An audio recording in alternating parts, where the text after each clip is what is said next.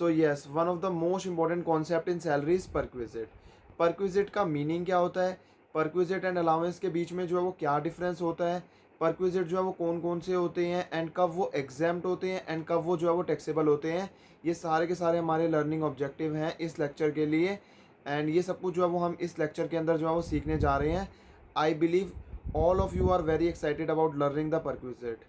So let's get started.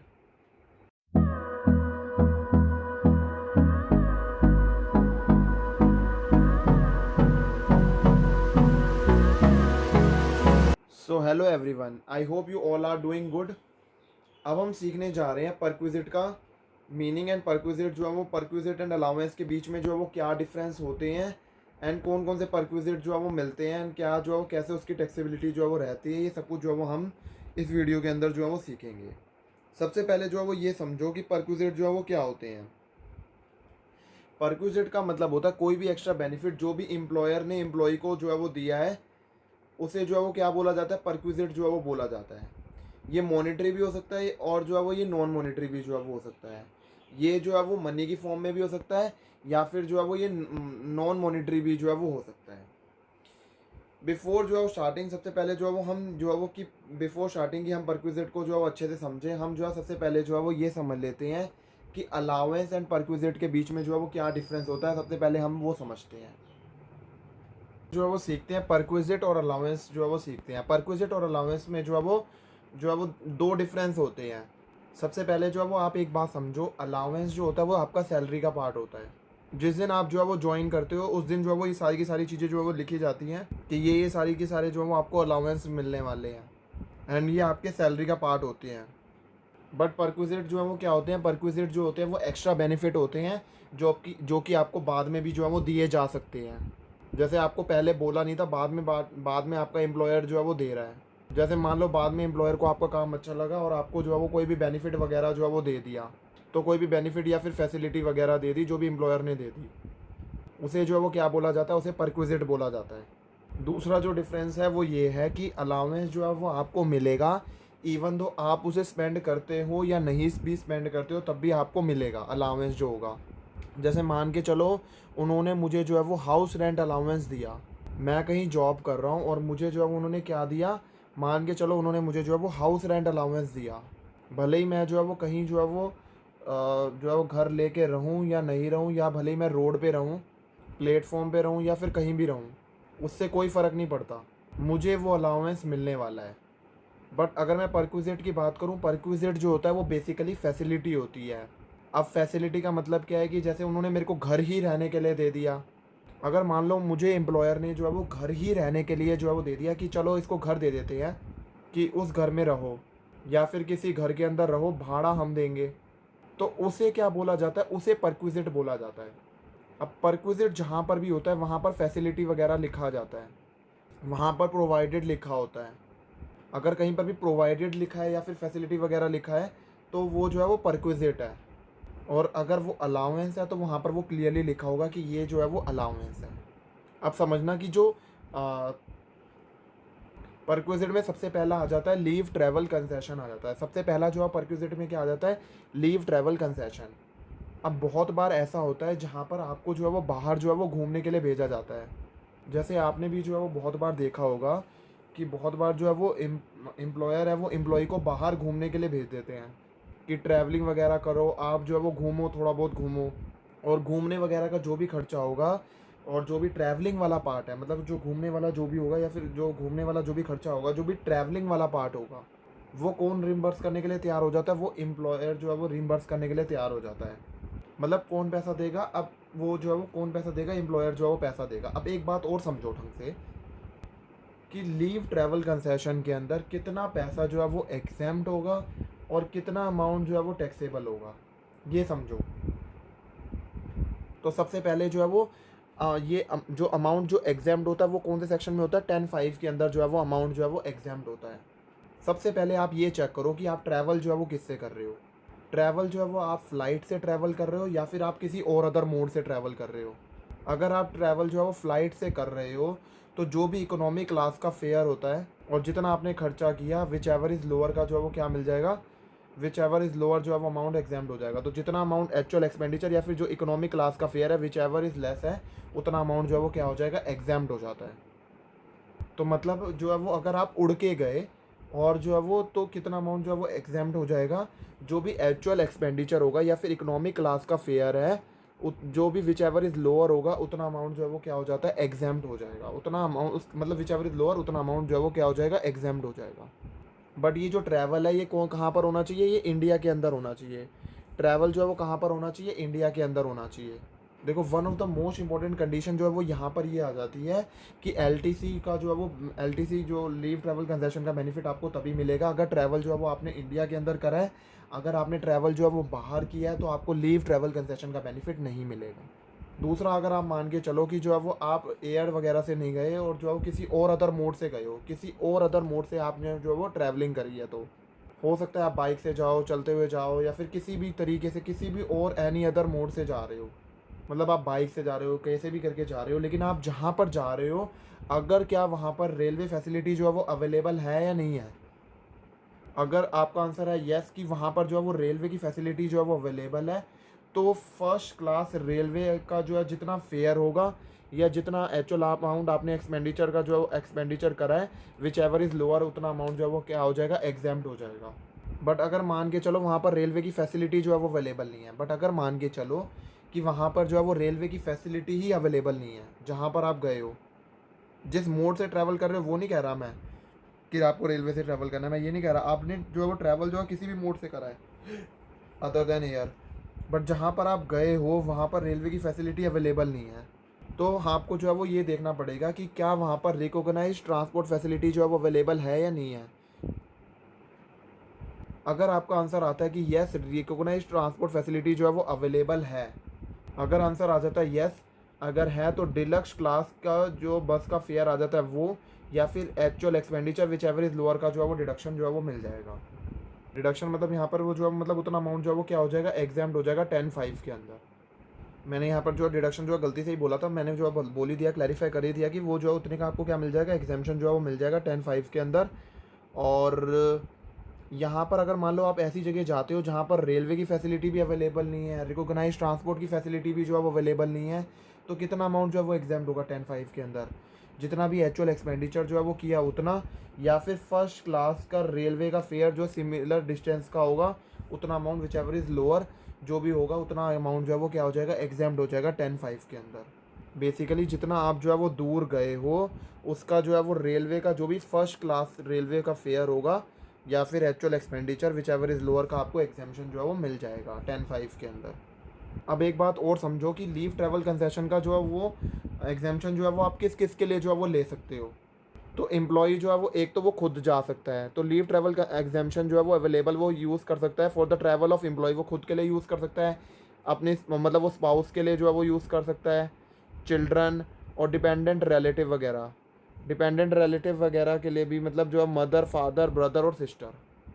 बस आपको जो है वो एक बात ध्यान में रखनी है कि डिपेंडेंट रिलेटिव में बस ये 4 लोग ही आएंगे, mother, father, brother and sister. कौन से 4 लोग आएंगे, mother, father, brother and sister. उसमें से भी मैंने आपको अभी ये बोला ना कि चिल्ड्रन के ऊपर भी आप लीव ट्रैवल कंसेशन का जो है वो एग्जाम्पशन जो है वो ले सकते हो, तो ये भी जो है वो आप एग्जाम्पशन जो है वो लीव ट्रैवल कंसेशन का आप चिल्ड्रन के ऊपर ले सकते हो, लेकिन कितने बच्चों के लिए ले सकते हो, ओनली 2 बच्चों के लिए जो है वो ले सकते हो, ओनली आप 2 बच्चों के लिए जो है वो ले सकते हो। मतलब मान के चलो आपके दो से ज़्यादा बच्चे हैं तो आपको 2 पर ही जो है वो लीव ट्रैवल कंसेशन का एग्जाम्पशन मिलेगा, बाकियों के ऊपर जो है वो एग्जाम्पशन जो है वो नहीं मिलेगा। और वो जो बच्चे हैं वो 1 अक्टूबर 1998 के बाद में अगर वो बच्चे पैदा हुए हैं, अगर वो बच्चे जो हैं वो 1 अक्टूबर 1998 से पहले जो है वो बॉर्न हुए हैं तो कितना भी होगा जो है वो पूरा का पूरा मिल जाएगा। अगर वो 1 अक्टूबर 1998 के बाद में पैदा हुए हैं तो 2 बच्चों की सीलिंग लगी है, उससे पहले हैं तो 3 हो, 4 हो, कितने भी बच्चे हों, सभी पर जो है वो लीव ट्रैवल कंसेशन का एग्जाम्पशन जो है वो मिल जाएगा। अब इसके अंदर जो है वो एक बात समझ के चलो, पहले जो है मान लो 1 बच्चा हुआ एंड बाद में जो है वो हमारे बाद में क्या हुआ, ट्विंस हो जाते हैं, तो मतलब जो है वो क्या हो गए, डबल बच्चे हो गए। तो यहाँ पर जो है वो पहले 1 था, अब जो है वो ट्विंस हो गए, तो टोटल कितने बच्चे हो गए, 3 बच्चे हो गए। अब बताओ एग्जाम्पशन जो है कितने के लिए मिलेगी, एग्जाम्पशन जो है वो अलाउड हो जाएगी सारे के सारे तीनों बच्चों के लिए अलाउड हो जाएगी। बट पहले ही जो है वो फर्स्ट टाइम ही पहले जो है वो 2 बच्चे हो चुके हैं और अब सेकेंड टाइम 1 बच्चा हो रहा है, टोटल 3 बच्चे हो गए हैं, लेकिन एग्जेम्पशन जो है ओनली 2 बच्चों का ही मिलेगा। तो एग्जेम्पशन जो है वो ओनली कितने बच्चों का मिलेगा, 2 बच्चों का ही मिलेगा। जो पहले 2 हो ही गए हैं उन्हीं के ऊपर जो है वो लीव ट्रैवल कंसेशन का एग्जेम्पशन मिलेगा। क्योंकि देखो यहाँ पर ऐसा क्यों है, क्योंकि देखो अगर मान लो पहली बार एक बच्चा हुआ तो आपको पता तो थोड़ी है दूसरी बार जो है वो कितने बच्चे होंगे। बट मान के चलो जो है वो दूसरी बार जो है वो आपके जो है वो 2 बच्चे हो जाते हैं, तो टोटल 3 बच्चे हो जाते हैं। तब भी आपको जो है वो एग्जामेशन 2 का नहीं, तीनों का मिल जाएगा। क्योंकि जो है दूसरी बार जो है ट्विंस हो गए हैं, हमें पता तो थोड़ी था ट्विंस होंगे, मतलब कितने 2 होंगे कितने होंगे। तो वही वाली बात है कि अगर जो है वो ये वाला केस जो है थोड़ा सा स्पेशल हो जाता है इस केस। इसके अंदर आप एक और बात जो है वो ध्यान में रखना, इसके अंदर जो 4 साल का ब्लॉक होगा उसके अंदर आप 2 साल का ही जो है वो बेनिफिट ले सकते हो। इसमें से जो 4 साल का ब्लॉक होगा उसके अंदर से आप सिर्फ 2 साल का ही जो है वो लीव ट्रैवल कंसेशन का एग्जामेशन जो है वो ले सकते हो।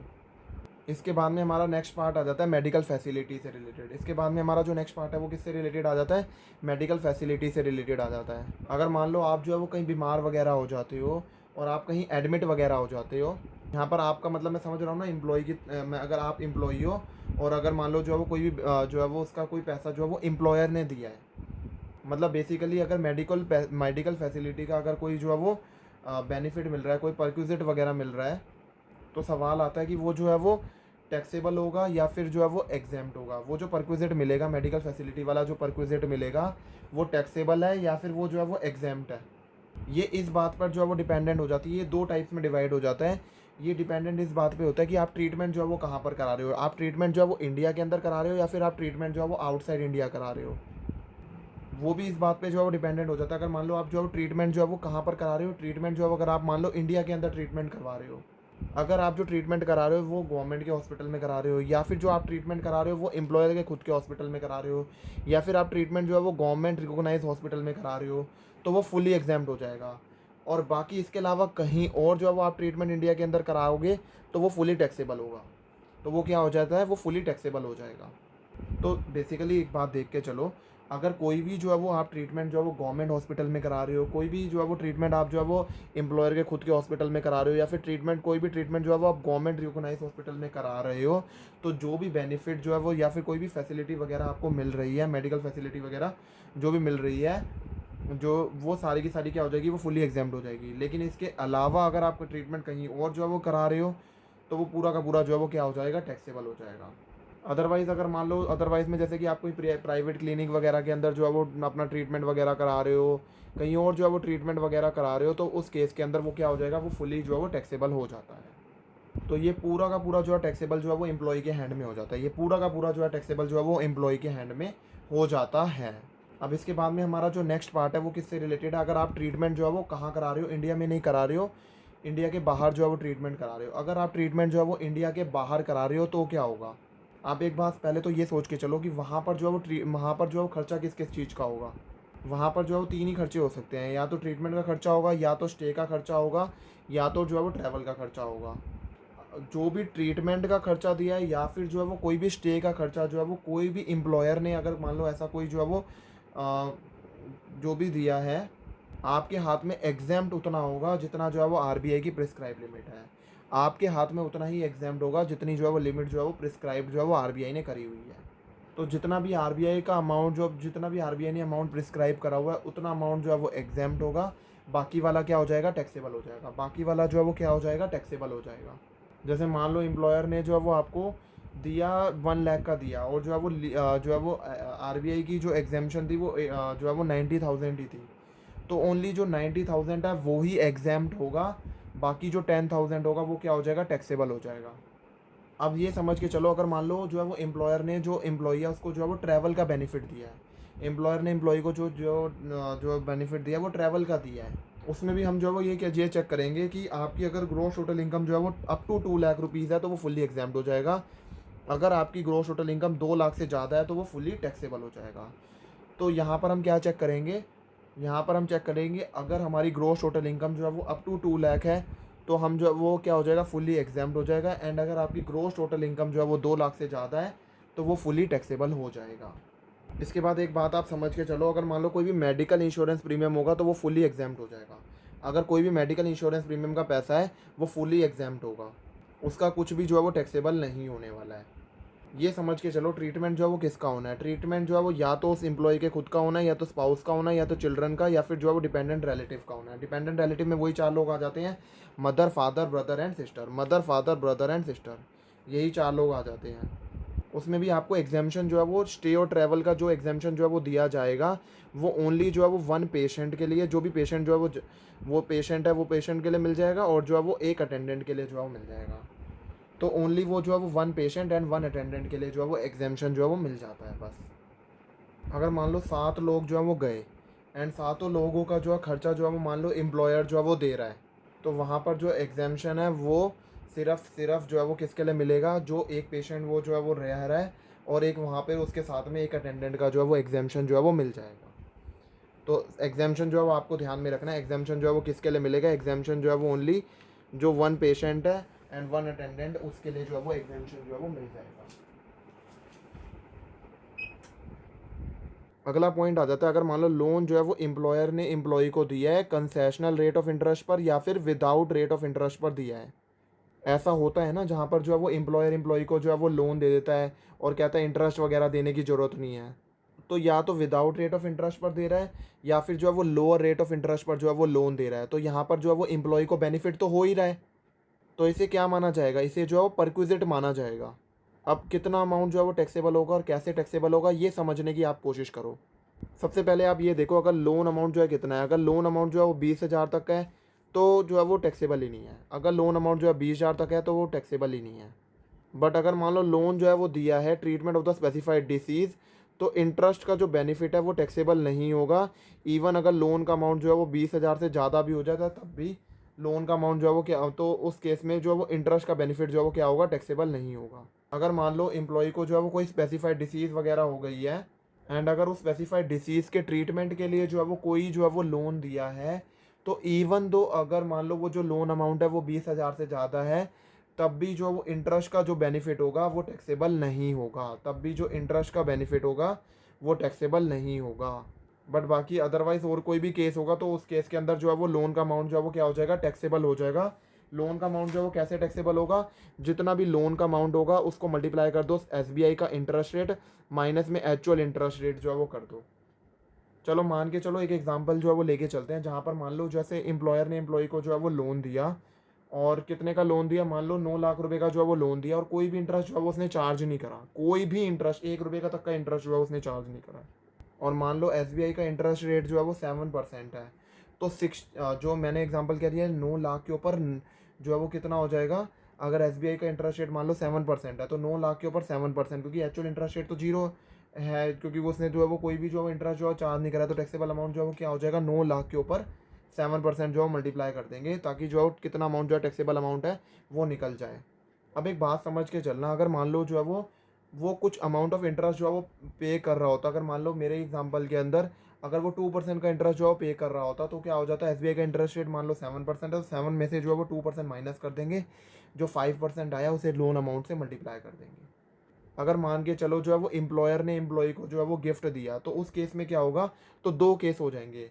गिफ्ट जो है वो अगर कैश में दिया तो क्या होगा, और अगर गिफ्ट जो है वो काइंड में दिया तो क्या होगा। अगर गिफ्ट जो है वो कैश में दिया जाएगा तो वो टैक्सेबल हो जाता है, एंड अगर गिफ्ट जो है वो काइंड में दिया है, एंड अगर उसकी फेयर मार्केट वैल्यू जो गिफ्ट की है वो 5,000 से कम है, तो वो फुली एग्जाम्प्ट हो जाएगा, अदरवाइज वो फुली टैक्सेबल हो जाएगा। इन काइंड का मतलब क्या है, कुछ वस्तु दिया, कुछ साधन जो है वो दिया है। तो अगर मान लो काइंड के अंदर दिया गया है, तो आपको जो है वो क्या बात ध्यान में रखनी है, अगर फेयर मार्केट वैल्यू जो गिफ्ट की है वो 5,000 से कम है, तो वो फुली एग्जाम्प्ट हो जाएगा, अदरवाइज वो जो है वो क्या हो जाएगा, वो फुली टैक्सेबल हो जाएगा, अदरवाइज वो जो है वो क्या हो जाएगा, फुली टैक्सेबल हो जाएगा। तो अगर 5,000 से कम है तो वो जो है वो क्या हो जाएगा, फुली एग्जाम्प्ट हो जाएगा, एंड अगर 5,000 या 5,000 से ज़्यादा है तो वो फुली टैक्सेबल हो जाएगा। और गिफ्ट इन कैश का मतलब तो मैंने बता ही दिया कि गिफ्ट इन कैश का मतलब होता है गिफ्ट इन मनी के अंदर है, तो वो क्या हो जाएगा, पूरा का पूरा टैक्सेबल हो जाएगा। अब हम जो है वो सीखते हैं ईसॉप। अगर मान लो एम्प्लॉय को जो है वो ईसॉप दिया है, एम्प्लॉय स्टॉक ऑप्शन प्लान जो है वो दिया है, एम्प्लॉय को जो है वो क्या दिया है, एम्प्लॉय स्टॉक ऑप्शन प्लान दिया है, मतलब एम्प्लॉय को जो है वो कोई बेनिफिट जो है वो दिया है, तो ईसॉप जो है वो क्या हो जाएगा, ईसॉप जो है वो टैक्सेबल हो जाएगा। अब सवाल उठता है कितना अमाउंट जो है वो टैक्सेबल होगा। जितना भी फेयर मार्केट वैल्यू जो है वो होगा, शेयर्स की जितनी भी फेयर मार्केट वैल्यू है माइनस में कंसीडरेशन, उतना अमाउंट जो है वो क्या हो जाएगा, टैक्सेबल हो जाएगा। तो फेयर मार्केट वैल्यू जो भी शेयर्स की फेयर मार्केट वैल्यू है माइनस में जो भी कंसीडरेशन अमाउंट है, दोनों में से दोनों को माइनस करके जो भी अमाउंट आएगा उतना अमाउंट जो है वो क्या हो जाएगा, टैक्सेबल हो जाएगा। उतना अमाउंट जो है वो क्या हो जाएगा, टैक्सेबल हो जाएगा। जैसे मान के चलो जो है वो शेयर का जो है फेयर मार्केट वैल्यू जो है वो 250 है और वो उस एम्प्लॉय को जो है वो 120 में दे दिया गया है, तो कितना अमाउंट जो है वो टैक्सेबल होगा, 250 माइनस में 120 मतलब 130 जो है वो टैक्सेबल हो जाएगा। मतलब कितना अमाउंट जो है वो टैक्सेबल हो जाएगा एम्प्लॉय के जो है वो हैंड्स में, तो 130 जो है वो अमाउंट जो है वो टैक्सेबल हो जाएगा अंडर द हेड सैलरी के अंदर जो है टैक्सेबल हो जाएगा। अब सवाल उठता है कि फेयर मार्केट वैल्यू जो है वो कौन से दिन की लेंगे। तो फेयर मार्केट वैल्यू हम उस दिन की लेंगे जिस दिन जो है वो एम्प्लॉय ने ऑप्शन जो है वो एक्सरसाइज किया था। तो जिस दिन एम्प्लॉय ने ऑप्शन एक्सरसाइज किया था उस दिन की फेयर मार्केट वैल्यू लेंगे। अब एक बात और आप समझ के चलना, जितना जो है वो उसने पैसा दे दिया वो उसकी क्या बन जाएगी, कॉस्ट बन जाएगी। जितना भी पैसा उसने दे दिया वो क्या बन जाएगी, उसकी कॉस्ट बन जाएगी। तो जितना भी अमाउंट उसका जो है टैक्सेबल हो गया है अदर सोर्सेज के मतलब वो जो है वो सैलरी हेड के अंदर, उतना अमाउंट जो है वो क्या कर दिया जाएगा, उतना अमाउंट जो है वो उसकी कॉस्ट बन जाएगा। अब यहाँ पर हमारा नेक्स्ट पार्ट जो है वो आ जाता है यूज़ ऑफ मूवेबल एसेट का। नेक्स्ट पार्ट जो है हमारा क्या आ जाता है, यूज़ ऑफ मूवेबल एसेट से रिलेटेड आ जाता है। बहुत बार ऐसा होता है ना जहाँ पर जो है वो एम्प्लॉय को एसेट जो है वो दिया जाता है यूज़ करने के लिए। जैसे चलो मान के चलो जो है वो कंप्यूटर जो है वो दे दिया यूज़ करने के लिए, लैपटॉप जो है वो दे दिया यूज़ करने के लिए, कार है, टीवी है, एसी है, ये सब कुछ इसमें से कुछ भी देती है यूज़ करने के लिए। तो अगर मान लो आपने जो है वो एम्प्लॉय को कोई भी एसेट जो है वो यूज़ करने के लिए दे दिया है, तो दो पार्ट आ जाते हैं। अगर मान लो कंप्यूटर या फिर लैपटॉप वगैरह दिया है तो वो फुल्ली एग्जाम्ड हो जाएगा। और लेकिन अगर मान लो कोई भी अदर एसेट जो है वो दिया है, मतलब टीवी, एसी वगैरह दिया है, और अगर मान लो जो है वो उसके अंदर भी जो है वो दो पार्ट आ जाते हैं। या तो वो जो है वो एक तो कि जो है वो एम्प्लॉयर ने ओन्ड किया हुआ है, और दूसरा आ जाता है हायर्ड जो है वो किसने करा हुआ है, एम्प्लॉयर ने हायर्ड करा हुआ है। तो अगर मान लो वो जो एसेट अदर एसेट जो दिया था वो अगर एम्प्लॉयर की खुद की प्रॉपर्टी है, तो कितना अमाउंट जो है वो टैक्सेबल हो जाएगा, तो टैक्सेबल अमाउंट हो जाएगा 10% ऑफ कॉस्ट। एंड अगर मान लो वो जो अदर एसेट है वो हायर्ड करा है एम्प्लॉयर ने, कहीं से जो है वो लिया है एंड देन जो है वो दिया है एम्प्लॉय को, तो टैक्सेबल अमाउंट जो है वो कितना होगा, जो भी हायर चार्जेस जो भी एम्प्लॉयर पे कर रहा है उतना अमाउंट जो है वो क्या हो जाएगा, टैक्सेबल हो जाएगा। तो आपको जो है वो अगर ओन्ड बाय द एम्प्लॉयर है ना, तो ओन्ड बाय द एम्प्लॉयर के केस में क्या करना है, 10% ऑफ द ओरिजिनल कॉस्ट का जो है वो लेना है। तो अगर मान लो जो है वो हायर पे जो है वो हुआ है, तो फिर जो है वो आपको 10% जो है किसका लेना है, ओरिजिनल कॉस्ट का लेना है। तो 10% जो है वो ओरिजिनल कॉस्ट का हर साल जो है वो क्या होता रहेगा, टैक्सेबल होता रहेगा। तो 10% जो है वो ओरिजिनल कॉस्ट का जो है वो क्या होता रहेगा, टैक्सेबल होता रहेगा। बट अगर मान लो जो एसेट जो भी एम्प्लॉयर ने एम्प्लॉय को दिया था वो एम्प्लॉयर का खुद का एसेट नहीं था, वो एम्प्लॉयर ने हायर करा था, तो जितने भी हायर चार्जेस जो भी एम्प्लॉयर पे करेगा उतना अमाउंट जो है वो क्या हो जाएगा, टैक्सेबल हो जाएगा। सो यहाँ पर हमारा जो है वो ये यूज़ ऑफ मूवेबल एसेट भी जो है वो ख़त्म हो जाता है। अब अगला पार्ट आ जाता है हमारे पास में ट्रांसफ़र ऑफ मूवेबल एसेट। अब बहुत बार ऐसा होता है जहाँ पर जो एम्प्लॉयर है वो एम्प्लॉय को जो है वो एसेट जो है वो सेल कर देता है। जैसे मान लो मेरा जो है वो एम्प्लॉई है, उसको जो है मेरी बाइक अच्छी लगी, तो मैंने उसको बोला कि हाँ जो है वो मेरी जो है बाइक ले ले। उसने बोला जो है कितने में दे रहे हो, मैंने कहा कि चलो तू एक काम का, तू मुझे जो है 30,000 रुपये दे दे। 30,000 नहीं, मान लो मैंने उसे कहा कि जो है वो तू इसके मुझे जो है 20,000 दे दे। अब एक बात बताओ, क्या इसमें भी कोई बेनिफिट जो है वो टैक्सेबल होगा? The answer is yes. Question आ जाता है कितना अमाउंट जो है वो आपको टैक्सेबल करना है, WDV माइनस कंसिडरेशन। तो कितना अमाउंट जो है वो आपको टैक्सेबल करना है, WDV में से कंसिडरेशन लेस कर दो, उतना अमाउंट जो है वो आपको क्या करना है, टैक्सेबल करना है। तो जो भी डिफरेंस अमाउंट होगा वो जो है वो टैक्सेबल हो जाएगा in the hand of employ. तो जो भी डिफरेंस अमाउंट होगा वो क्या हो जाएगा, वो टैक्सेबल हो जाएगा in the hand of employ. तो WDV में से कंसिडरेशन माइनस कर देंगे, उतना अमाउंट जो है वो क्या हो जाएगा, टैक्सेबल हो जाएगा in the hand of employ. अब क्वेश्चन आ जाता है WDV के लिए जो है वो WDV जो है वो आप कैसे निकालोगे। तो WDV ले निकालने के लिए आपको जो है वो क्या करना पड़ेगा, डेप्रीसिएशन जो है वो माइनस करना पड़ेगा। तो सवाल उठता है अगर मान लो कंप्यूटर या फिर लैपटॉप वगैरह है, तो अगर सवाल उठता है अगर मान लो वो कंप्यूटर या फिर लैपटॉप वगैरह है, तो डेप्रीसिएशन की रेट रहने वाली है 50% जो है वो WDV मेथड के अकॉर्डिंगली जो है वो रहने वाली है। डेप्रीसिएशन जो है वो 50% ऑन WDV मेथड जो है वो रहने वाली है। अगर मान लो कार है तो जो है वो 20% डेप्रीसिएशन जो है वो WDV मेथड से, और अगर मान लो कोई और अदर एसेट है तो डेप्रीसिएशन जो है वो 10% जो है वो रहने वाली है SLM मेथड से। यहाँ पर जो है वो क्या रहने वाली है, SLM मेथड से। तो मैंने जो है वो यहाँ पर क्या बोला कि यहाँ पर जो हम WDV निकालेंगे और वहाँ पर जो हम डेप्रिसिएशन लेस करेंगे, तो डेप्रिसिएशन जो है 50% जो है वो लेंगे WDV मेथड का, कंप्यूटर और लैपटॉप के केस में। और कार के केस में जो हम WDV निकालेंगे ना, मैंने बताया ना टैक्सेबल अमाउंट जो WDV माइनस कंसिडरेशन होगा, तो WDV कैसे निकालेंगे इन तीनों में, वही मैं आपको बता रहा हूँ। WDV के लिए डेप्रिसिएशन तो लेस करना ही पड़ेगा। यहाँ पर डेप्रिसिएशन जो है वो होगा, डेप्रिसिएशन 50% ऑन WDV मेथड के अकॉर्डिंगली होगा। यहाँ पर डेप्रिसिएशन जो है वो 20% जो है वो होगा WDV मेथड के हिसाब से, और यहाँ पर डेप्रिसिएशन 10% होगा ऑन SLM मेथड। यहाँ पर आपको एक बात जो है वो ज़रूर ध्यान में रखनी है कि यहाँ पर आप जो डेप्रिसिएशन जो है वो निकालोगे वो आपको कंप्लीटेड ईयर का जो है वो निकालना है। तो यहाँ पर जो आप डेप्रिसिएशन जो भी आप निकालोगे वो आपको पूरे कंप्लीटेड ईयर का लेना है। यहाँ पर कंप्लीटेड ईयर का मतलब है जिस साल जो है वो आपने जो है वो ख़रीदा था और जिस साल में जो है वो आपने जो है उसे बेच दिया या फिर मतलब जो है ट्रांसफ़र वगैरह कर दिया, उसके बीच में कंप्लीटेड ईयर जो है वो कितने हैं, उसके बीच में जो है वो कंप्लीटेड ईयर जो है वो कितने हैं वो देखेंगे। डेप्रिसिएशन जो है वो कंप्यूटेड करा जाएगा, जो है वो हर कंप्लीटेड ईयर के लिए जो है वो कंप्यूट करा जाएगा। मान के चलो आपने जो है वो उसे ख़रीदा था, मान के चलो 16 जून 2020 के अंदर जो है वो ख़रीदा था, एंड मान लो उसे जो है वो आपने ट्रांसफ़र जो है वो कर दिया है, मान के चलो आपने जो है वो 16 मान के चलो आपने जो है उसे ख़रीदा था 15 नवंबर 2019 में जो है वो ख़रीदा था, एंड आपने उसे जो है वो ट्रांसफ़र कर दिया 12 दिसंबर 2020 के अंदर जो है वो कर दिया। तो यहाँ पर अभी जो है कितने साल जो है वो कंप्लीट हुए हैं, यहाँ पर अभी सिर्फ एक ही साल जो है वो कंप्लीट हुआ है। तो डेप्रीसिएशन जो है वो जब भी एक्वायर करें और जब एक्वायर से लेकर जो है वो एक्वायर एक्विजिशन वगैरह से लेकर जब तक ट्रांसफ़र है उसके बीच में जितने भी कंप्लीटेड ईयर होंगे उनका जो है वो जितने भी कंप्लीटेड ईयर होंगे उतने ही लेने हैं, डेप्रिसिएशन उन्हीं का जो है वो कंप्यूट करना है। अब अगला पार्ट आ जाता है हमारे पास में लंच फैसिलिटी। क्या मान लो अगर मान लो खाने की फैसिलिटी वगैरह दी जाती है तो वो भी टैक्सेबल होगा या एग्जाम्प्ट होगा? द करेक्ट आंसर इज़ कि अप टू 50 रुपीज़ पर मील का वो एग्जाम्प्ट होगा। तो अप टू 50 रुपीज़ पर मील जो है वो एग्जाम्प्ट होगा अगर लंच जो भी प्रोवाइड करा जा रहा है वो ऑफिस प्रीमाइसेस के अंदर प्रोवाइड करा जा रहा है या फिर जो है वो पेड वाउचर के थ्रू जो है प्रोवाइड करा जा रहा है, तो 50 रुपीज़ पर मील तक जो है वो क्या हो जाएगा, एग्जाम्प्ट होगा। बट एक बात बोलूँ कि मैं जो है वो इसके अंदर एक बात और है कि टी कॉफ़ी या फिर कोई भी ब्रेकफास्ट वगैरह जो भी ऑफिस वगैरह के अंदर प्रोवाइड करा जा रहा है वो टैक्सेबल नहीं होगा। और अगर लंच जो है वो अगर मान लो प्रोवाइड करा जा रहा है रिमोट एरियाज़ वगैरह के अंदर जो है प्रोवाइड करा जा रहा है तो वो भी टैक्सेबल नहीं होगा।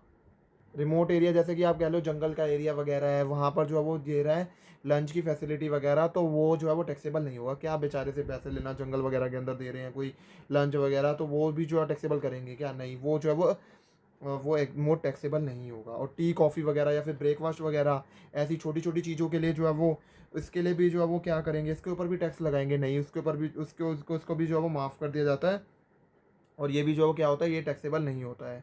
इसके बाद आप एक बात समझो कि एम्प्लॉयर का जो भी कंट्रीब्यूशन जो भी रिकॉग्नाइज्ड प्रोविडेंट फंड के अंदर है या फिर जो है वो न्यू पेंशन स्कीम के अंदर है या फिर अप्रूव्ड सुपर एनुएशन फंड के अंदर जो भी करा है 7,50,000 से ज़्यादा, तो उसे जो है क्या माना जाएगा, परक्विजिट माना जाएगा एंड वो एम्प्लॉय के हैंड में जो है टैक्सेबल हो जाएगा।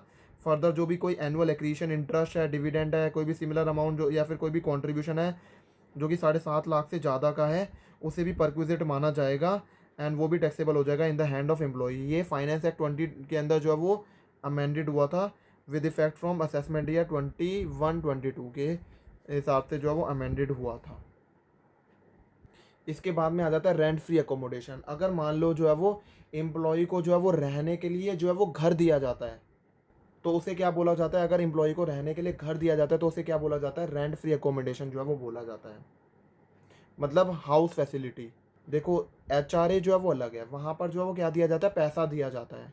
यहाँ पर जो है वो पैसा नहीं दे रहे, यहाँ पर वो अलाउंस नहीं दे रहे, एम्प्लॉय को रहने के लिए घर दे दिया, उसे क्या बोला जाता है? रेंट फ्री अकोमोडेशन जो है वो बोला जाता है।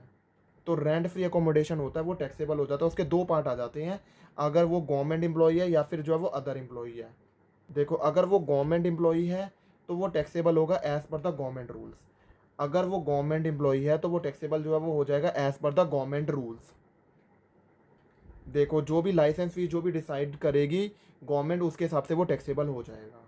लेकिन अगर मान लो अदर एम्प्लॉयज़ है, अगर वो जो है वो अदर एम्प्लॉई है, गवर्नमेंट का एम्प्लॉई नहीं है, तो उस केस के अंदर उसके हैंड्स में कितना अमाउंट जो है वो टैक्सेबल होगा वो हम सीखते हैं। उसके अंदर जो है वो जो भी बेनिफिट वगैरह जो भी मिला है उसके हम जो है वो क्या करेंगे, 2 पार्ट जो है वो कर देंगे। सबसे पहला, अगर मान लो वो जो घर है वो एम्प्लॉयर के खुद का है, तो मतलब एम्प्लॉयर के खुद का घर है, और मान लो उसने जो है वो उसको रहने पर जो है वो दिया है।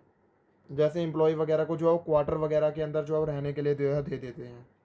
तो सवाल उठता है कितना अमाउंट जो है वो टैक्सेबल होगा। तो टैक्सेबल हो जाएगा 7.5%, 10% या फिर 15% ऑफ सैलरी। अब सवाल उठता है कि 7.5% कब है, 10% कब है और 15% कब है। अगर जहाँ पर घर रहने के लिए दिया है, अगर उसकी पॉपुलेशन जो है वो 10 लाख तक की है तो 7.5%। अगर वहाँ की पॉपुलेशन जो है वो 10 लाख से 25 लाख तक की है तो 10%। एंड अगर 25 लाख से भी ज़्यादा है तो 15%। बट अगर मान के चलो जो है वो एम्प्लॉयर का खुद का घर नहीं है, वो एम्प्लॉयर ने जो है वो हायर्ड करा है। अगर वो जो है वो घर जो है वो हायर्ड है बाय द एम्प्लॉयर। कहने का मतलब ये है, अगर मान लो एम्प्लॉयर ने जो है वो खुद जो है वो भाड़े पर जो है वो लिया है घर, और फिर जो है वो एम्प्लॉय को रहने के लिए दिया है। मतलब अगर मान लो वो एम्प्लॉयर का खुद का घर नहीं था, अगर एम्प्लॉयर ने जो है वो जो घर है वो भाड़े पर लिया है एंड फिर जो है वो एम्प्लॉय को रहने के लिए दिया है, तो कितना अमाउंट जो है वो टैक्सेबल हो जाएगा, 15% ऑफ सैलरी, या फिर जो हायर चार्जेस जो भी एम्प्लॉयर पेड कर रहा है, विच एवर इज़ लोअर, जितना भी amount which ever is lower amount होगा वो जो है वो क्या हो जाएगा, उतना अमाउंट जो है वो टैक्सेबल हो जाएगा।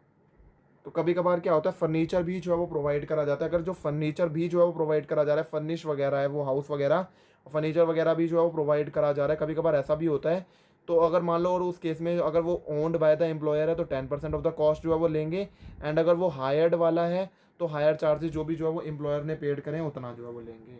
इसके बाद आप एक बात और समझो, यहाँ पर सैलरी की डेफिनेशन थोड़ी इंटरेस्टिंग है। यहाँ पर सैलरी के अंदर आपको बेसिक सैलरी लेनी है, डीएनएस अलाउंस लेना है, बोनस जो है वो लेना है, और डीएनएस अलाउंस जो है वो इन टर्म्स वाला लेना है, टैक्सेबल अलाउंसेस लेने हैं, कमीशन जो है सारे के सारे लेने हैं, और अदर मॉनिटरी इनकम जो एक्सक्लूडिंग द पर्क्स जो है वो लेने हैं। और यही वाले जो चीज़ है यही हम होटल बेनिफिट के अंदर भी सैलरी की डेफिनेशन यही रहेगी होटल बेनिफिट के लिए भी।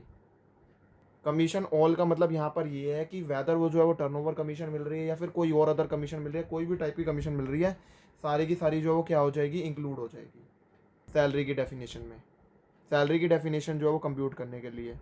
अब जो है अगला हम समझ के चलते हैं, अगर मान लो होटल बेनिफिट जो है वो दिया है, अगर होटल बेनिफिट जो है वो दिया है तो टैक्सेबल होगा। अब टैक्सेबल होगा कितना वो हम समझते हैं।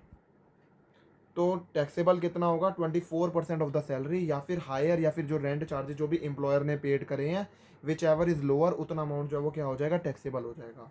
तो कितना अमाउंट जो है वो टैक्सेबल हो जाएगा, 24% ऑफ द सैलरी। सैलरी वही है, कैसे निकालनी है, बेसिक सैलरी प्लस में डीए प्लस में बोनस प्लस में जो है वो टैक्सेबल अलाउंसेस प्लस में कमीशन, सारी की सारी कमीशन, चाहे वो टर्नओवर कमीशन है या फिर कोई और अदर कमीशन है, और other monetary income excluding the perk, सारी की सारी जो है वो ये सारी की सारी चीज़ें जो है वो अगर हम एग्रीगेट कर देंगे तो हमारा जो है वो क्या निकल जाएगा, सैलरी जो है वो निकल जाएगा।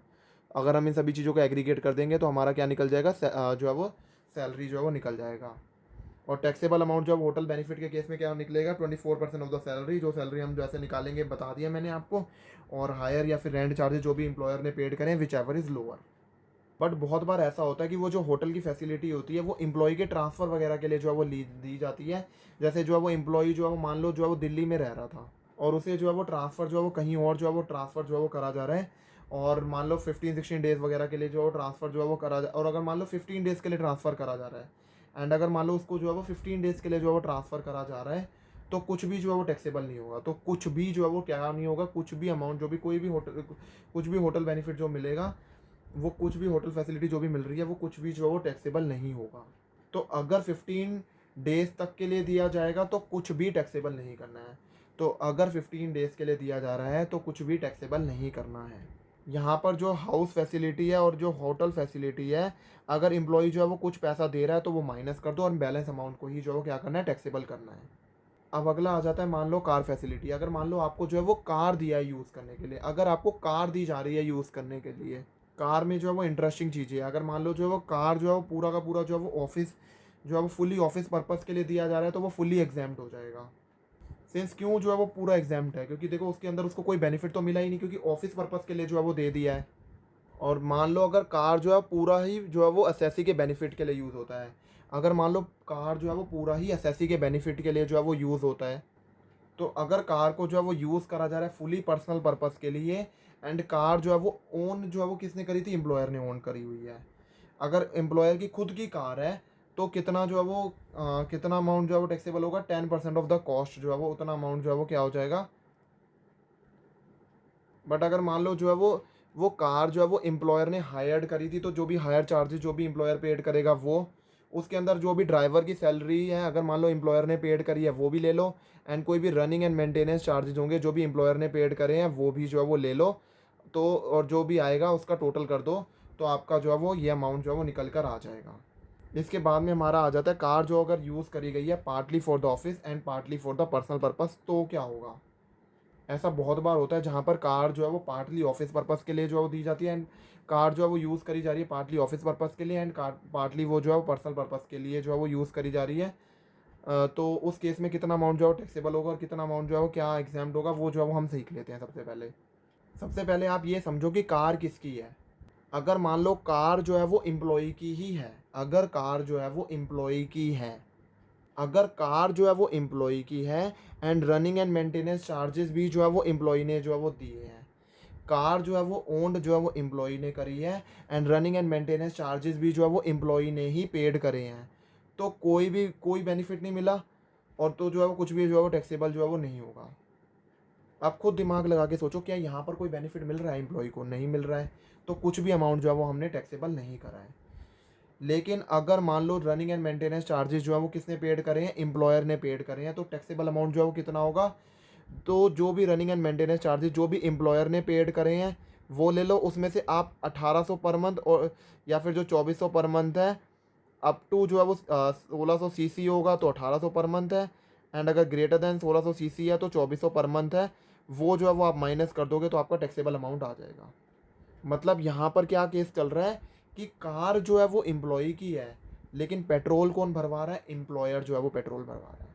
कार जो है वो एम्प्लॉय की है, पेट्रोल जो है वो एम्प्लॉयर भरवा रहा है, तो उस केस में क्या होगा, वो ये होगा। मतलब पेट्रोल वगैरह के खर्चा कौन जो है वो दे रहा है, एम्प्लॉयर जो है वो दे रहा है। तो रनिंग एंड मेंटेनेंस चार्जेस जो है वो कौन पेड कर रहा है, अगर एम्प्लॉयर जो है वो पेड कर रहा है। बट टैक्सेबल जो है वो क्या होगा, क्या पूरा जो रनिंग एंड मेंटेनेंस चार्जेस जो एम्प्लॉयर ने जो है वो दिया है क्या वो पूरा का पूरा टैक्सेबल होगा। The answer is no.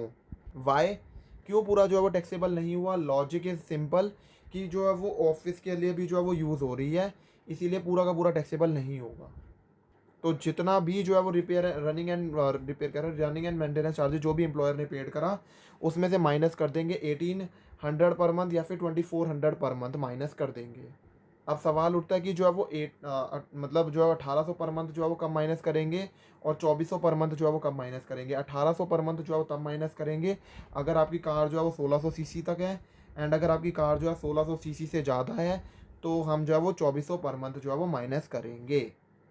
तो इस केस के अंदर जो है वो डिफरेंस अमाउंट जो है वो क्या होगा, टैक्सेबल होगा। तो इस केस के अंदर डिफरेंस अमाउंट जो है वो क्या होता है, टैक्सेबल होगा। अगर मान लो जो रिपेयर एंड मेंटेनेंस चार्जेस है वो किसने पेड करे हैं, अगर running and maintenance charges, repair कर दिया, रनिंग एंड मेंटेनेंस चार्जेस जो भी हैं अगर मान लो वो एम्प्लॉय ने जो है वो पे करे हैं, तो कितना अमाउंट जो है वो टैक्सेबल होगा। तो कितना अमाउंट जो है वो टैक्सेबल होगा वो समझते हैं।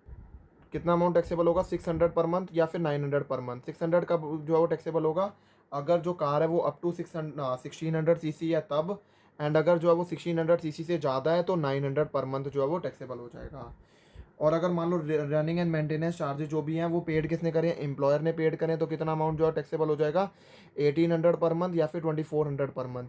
1800 पर मंथ कब होगा, अगर कार जो है वो अप टू 1600 सीसी तक है तब, एंड अगर कार जो है वो 1600 सीसी से ज़्यादा है तो 2400 पर मंथ जो है वो अमाउंट जो है वो क्या हो जाएगा, टैक्सेबल हो जाएगा। तो उतना अमाउंट जो है वो क्या हो जाएगा, टैक्सेबल हो जाएगा। ये कौन सा केस है जहाँ पर जो है वो रनिंग एंड कार भी एम्प्लॉयर की है, एंड जो है वो उसमें पेट्रोल वगैरह भी जो है वो कौन भरवा रहा है, एम्प्लॉयर। यहाँ पर कौन सा केस था कि जो है वो कार जो है वो एम्प्लॉयर की है, लेकिन उसमें जो है पेट्रोल वगैरह कौन भरवा रहा है, एम्प्लॉय वगैरह भरवा रहा है, तो ये केस था। तो यहाँ पर तो जो है वो ज़्यादा बेनिफिट हो रहा है तो ज़्यादा टैक्सेबल हो रहा है, यहाँ पर उसे कम बेनिफिट हो रहा है क्योंकि वो जो रनिंग एंड मेंटेनेंस चार्जेस है वो यहाँ पर एम्प्लॉय भरवा रहा है, भले ही कार जो है वो एम्प्लॉयर की है। यहाँ पर कम बेनिफिट इसीलिए यहाँ पर जो है उसे कम बेनिफिट हो रहा है क्योंकि यहाँ पर रनिंग एंड मेंटेनेंस के चार्जेस जो है वो एम्प्लॉय ने पे कर दिए हैं, तो इसीलिए यहाँ पर लोअर अमाउंट जो है वो टैक्सेबल हुआ।